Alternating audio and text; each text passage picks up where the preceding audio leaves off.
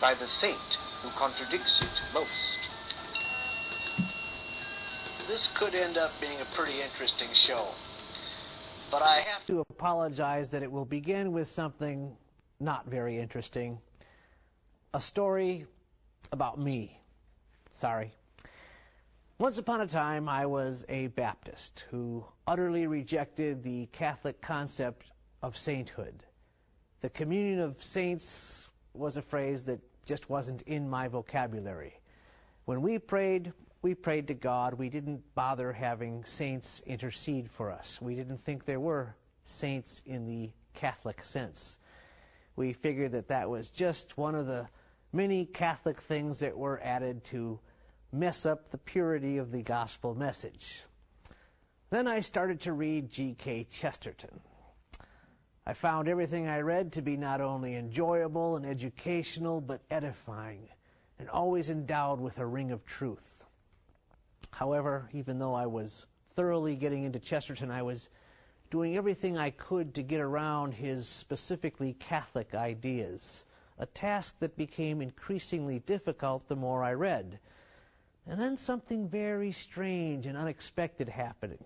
I was reading a news article, and I found that there was some interest on just from a few people who wanted to promote Chesterton's cause for sainthood. I suppose you could say I had an epiphany. In a split second, in the twinkling of an eye, I had an instant understanding of the communion of saints. I understood for the very first time the very non-Protestant idea that a person can achieve sanctification in this life. For it was suddenly clear to me, not only from the eyewitness accounts of Chesterton, but also from the witness of his own words, that Chesterton had an obvious holiness and a heroic virtue. I understood for the first time that holiness is wholeness, completeness, and that Chesterton had this completeness. He conveys this completeness, and it was thrilling for me to encounter it. I also understood the idea of having a heavenly advocate, someone who understands me, and that if anyone were to intercede for me, I would want it to be G.K. Chesterton. I would feel completely right about asking Chesterton to pray for me, because that's what you ask your friends to do. And he had proved himself to be my friend. I had no doubt that Chesterton stood in the presence of God, that he was part of the cloud of witnesses that surround us, one of the heroes of the faith. I understood for the first time that saints don't get between us and Christ, they bring us closer to Christ. And for the first time I understood the word cultus, or cult, in a good sense. And I knew that I belonged to the cult devoted to Chesterton, and I was okay with that. Furthermore, the discussion of Chesterton's possible sainthood had the opposite effect on me than what my Catholic Chestertonian friends feared it would. It did not alienate me. Instead, it drew me closer to the church. I even said, "You make Chesterton a saint, and I'll become Catholic." Well, but the church did not take the bait. I had to enter the church through the normal channels. So too does G.K. Chesterton have to go through the normal channels to become a saint. And that process is in its very early stages. At this point, the official investigation has not even begun. There's a long ways to go. But it's clear that the Catholic Church has already recognized that G.K. Chesterton is a worthy witness and a teacher of the truth. Pope Pius XI called him a defender of the faith and made him a knight of the Order of St. Gregory. Bishop Fulton Sheen, himself now a candidate for sainthood, said, that the writer who influenced him the most was G.K. Chesterton. While being a prophet does not mean being a saint, it certainly points to a divine connection, an intimacy with the truth, and Chesterton has proven himself to be a prophet. He not only warned about the coming darkness and decay of our time, but he accurately predicted many of the key events, such as the rise of the Soviet Union and the fall of the Soviet Union, the madness of the Nazis, the outbreak of violence against the Jews, the takeover by technology, the decline of religion, of education and morality, the rise of divorce, abortion, and the new and subtle forms of persecuting people of faith. We are seeing more and more that Chesterton had a grasp of problems that plague our society, but he also saw the solutions.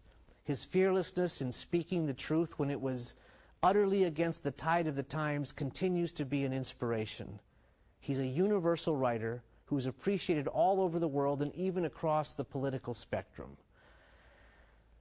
There's no question that Chesterton is one of the greatest ecumenical writers of the church. He appeals to both Catholics and non-Catholics. The only problem is that non-Catholics who read him often lose their status as non-Catholics. He's a maker of converts. We could do a whole show, several shows, just on the people whom Chesterton has helped guide into the Catholic Church.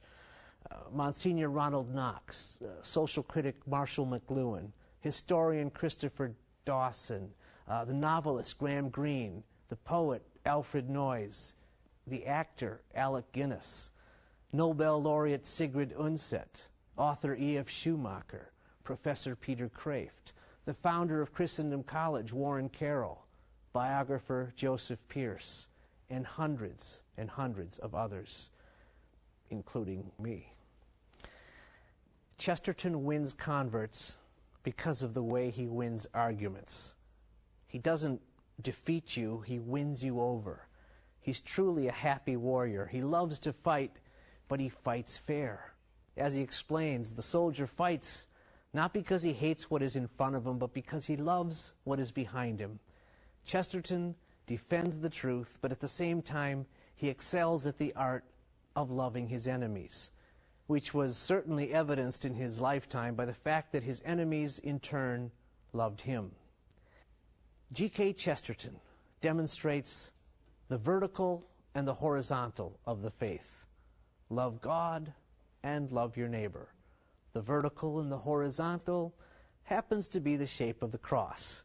Chesterton keeps the balance of not neglecting God or neglecting his neighbor, so that the cross always keeps its shape. When we study Chesterton's life, we find a saint even if we're looking for someone else. We run into a man who is always kind to others, who empties his pockets to beggars, who uses his great gifts as a writer in a selfless fight for social justice. He's an advocate for the poor and the oppressed, who says that if we really believed in democracy, we would not be arguing about what to do with the poor would be arguing about what to do with us. But he's also a gadfly to the rich and to the powerful and to the proud, reproaching them for seeking to avoid the gospel teachings, trying to, for instance, manufacture larger needles and breed smaller camels.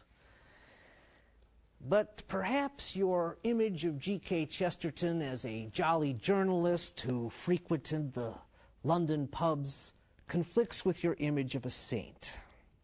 Well, one of Chesterton's fellow journalists, W.R. Titterton, who in fact frequented those pubs with him, was one of the many people who, after crossing paths with Chesterton, then crossed the Tiber. He also wrote one of the very first biographies of Chesterton. And what was his impression of the man? There are some who think that Gilbert Keith Chesterton did not know suffering in his life. This is entirely untrue. He was for a long time a sick man, but he never showed the peevishness and irritability that others would show. People who are unable to take any interest in anything but their own insides, The only part of his inside that occupied the attention of GKC was his immortal soul. He died working. I'm rather inclined to call it heroic. GKC would not count his pains as suffering. He suffered far more truly and deeply when he lost a friend. For friendship was his daily bread. He suffered most of all when he lost his brother in the war. You see, though that loss wounded him almost to death, he never exhibited his wounds. I think that he was always telling himself that his sorrow counted for nothing against the sorrow of the garden, that his anguish was nothing compared to the anguish of the tree. For you see, to him, religion was the one burning reality of life. I will admit that I have strong hopes that it will one day be acknowledged that GKC died a saint. I don't know all of what the Church requires to name someone a saint, but it seems to be, at least, that a saint is someone who always thinks about God. And as long as I knew him, G.K. Chesterton was always thinking about God. Another writer who knew Chesterton personally was the poet Maurice Leahy. What did this fellow writer think of Chesterton? Chesterton, the lover of the poor, the downtrodden, the ordinary man in the street. Chesterton, the Catholic, the loyal son of the Holy Church. Nobody ever heard him murmur, ever heard him grumble. He loved the clergy and the bishops, one and all. He loved the Pope. He loved the church militant. No futile criticism for him. He gloried in his armor to do battle in full panoply for the church. The church to him was right because she was always right, a divinely guided institution. G.K. was an inspiration to carping Catholics who sometimes feel they must reform the clergy and reform the church. To G.K., the church was all fair and beautiful, the Ark of God. When Chesterton lectured at the University of Notre Dame for 6 weeks in 1930, he stayed at the home of a Protestant family, the Bixlers. What did his hostess think of her famous guest? I think he loved everybody. He'd never say an unkind word or think an unkind thing about anyone. You know, you can't help but pick up on a person's character when you're living under the same roof for 6 weeks. He was most tender-hearted. And then there is his friend, Hilaire Belloc, a literary genius in his own right, but also a gallant defender of the Catholic faith. What did he have to say about Chesterton? It was a benediction to have known him. And listen to this description of Chesterton. He was a huge, heavy man, fat and slow and quiet, very mild and magnanimous, shy, even apart from the humility of holiness, and abstracted. He was so stolid that his teachers thought he was a dunce. His stature was more remarkable than his stoutness. His head gave the impression of caverns of thought. He unconsciously inhabited a large heart and a large head, and exercised there an equally generous, if rather absent-minded, hospitality. He had a stupendous certitude, in the presence of which all his writings on philosophy, and even theology, were but a litter of pamphlets. It is certain that this thing was in him from the first, in the form of a conviction, long before it could possibly have even begun to take the form of controversy. He had from the first that full and final test of true orthodox Catholicity, the impetuous, impatient passion for the poor, and even that readiness to be rather a nuisance to the rich, out of a hunger to feed the hungry. He is both a mystic and a rationalist.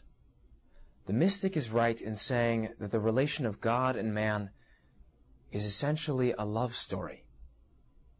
the rationalist is equally right in saying that the intellect is at home in the topmost heavens, and that the appetite for truth may outlast and even devour all the duller appetites of man. I do seriously believe that what protected him was very largely the prodigious power of his simplicity and his obvious goodness and love of truth. A marvelous description of G.K. Chesterton, except that technically it's not a description of G.K. Chesterton, it's a description by Chesterton of St. Thomas Aquinas. Could it be one saint writing about another? Chesterton also writes about St. Francis of Assisi, and in doing so, he also seems to be describing something of himself. He was a poet whose whole life was a poem. The whole point of his point of view was that it looked out freshly upon a fresh world that might have been made that morning. He understood down to its very depths the theory of thanks. Another great description of Chesterton that is, as I say, actually a description by Chesterton of another saint. The theory of thanks was something common to both St. Francis and G.K. Chesterton. Monsignor Ronald Knox, who gave the homily at Chesterton's Requiem Mass, imagined Chesterton being escorted into heaven by St. Thomas Aquinas and St. Francis of Assisi, with St. Thomas saying, "With me he loved the truth," and St. Francis saying, "With me he loved the poor." It's true that Chesterton is a kind of combination of the mysticism of St. Francis and the mind of St. Thomas. I cannot imagine anyone else being able to write so profoundly and intimately about two such different saints. I would argue that it takes a saint to know a saint from the inside. And furthermore, just as Chesterton pointed out that St. Francis and St. Thomas were exactly the saints needed for their time, so I would say that Chesterton is the saint needed for our time. Chesterton said that when the world forgot romance, along came St. Francis. When it forgot reason, along came St. Thomas. I would add that when it forgot common sense, along came Gilbert Keith Chesterton. I have long argued that the literary world has not recognized Chesterton's greatness as a writer. He's a master of the language who writes with a prose that Orson Welles called shamelessly beautiful. But his attitude is not dark and depressing and filled with angst and guilt, which describes most other modern writers. It's filled with hope and good cheer and gratitude. And he grasps something that other writers would like to have grasped, that they sometimes come within reach of just before it eludes them. One example is in the classic American play, Our Town, by Thornton Wilder. There's a scene in the final act when the character Emily, who has died, is given the opportunity to relive one day of her life. The stage manager, who's the narrator of the play, escorts her from the graveyard to a day in her past. But the experience of revisiting her youth and seeing her father and mother and little brother again turns out to be utterly distressing for her. The life that she had never stopped to appreciate is now slipping past her once again before she can fully savor it. I can't go on. We don't have time to look at one another. I didn't realize. So all this was going on and we never noticed.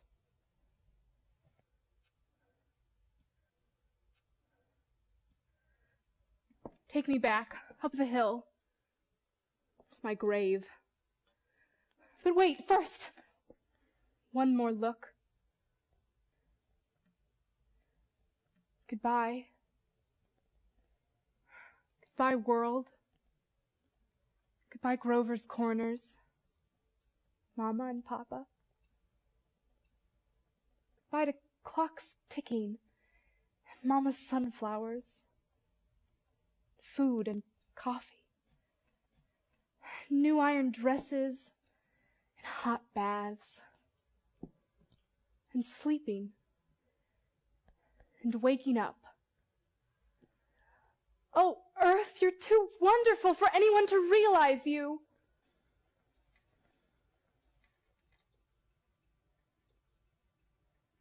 Do human beings ever realize life while they live it? Every minute.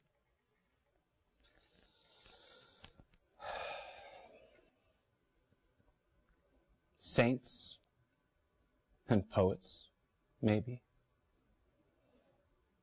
They do some.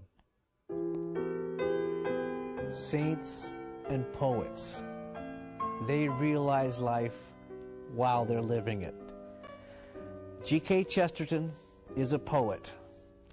I think he's a saint too. He has an intense awareness of life. He says the least grain of dust has never been praised enough.